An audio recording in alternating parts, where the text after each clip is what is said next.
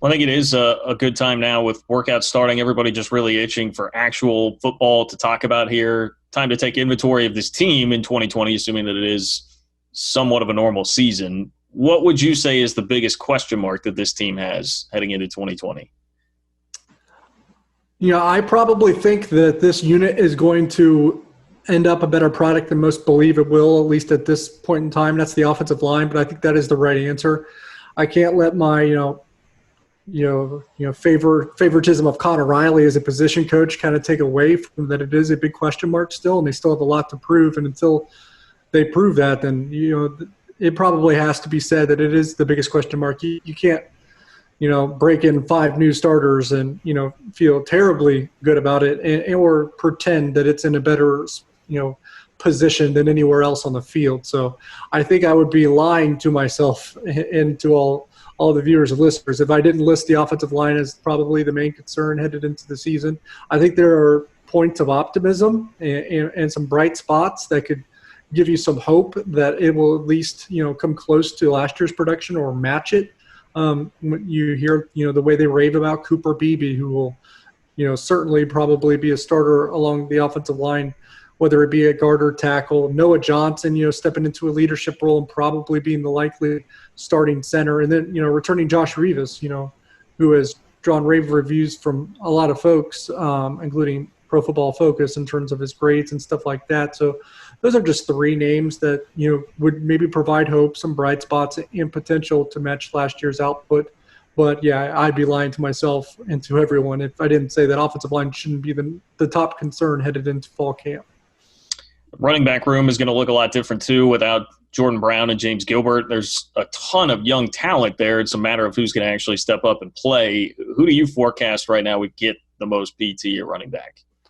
I know last year they did a by-committee approach, and some of that was necessitated by, a lot of guys being banged up. James Gilbert was seemingly never 100% healthy, nor was Jordan Brown, who also missed, full games as well. So, and then you have Harry Trotter, who will return. So he's probably the top returner in the backfield. But you also got to see glimpses of some of that young talent a year ago when we saw Joe Irvin have some strong performances. We saw Jacardia Wright have a really strong performance, I think, against Iowa State. Joe Irvin, I think, kind of popped against KU. So there is talent there, and it is going to look relatively different. But in terms of who's going to pop and probably be the primary back, I would lean towards Joe Irvin, but I'd also point out that I think this has probably the potential to be even a more by-committee approach than we even saw last year. Does Tyler Burns legitimately factor in here? Because he did at times look like he could be productive last year.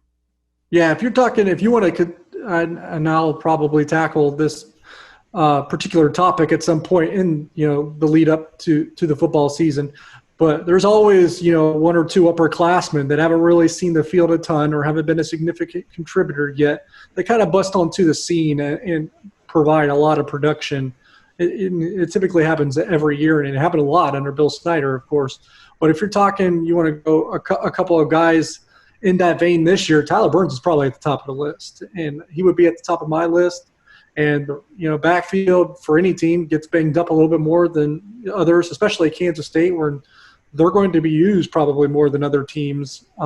So the penchant for injury will always be there. So they're going to have to dig 4 or 5 deep, at least at some point in the season. And Tyler Burns is going to get his shot.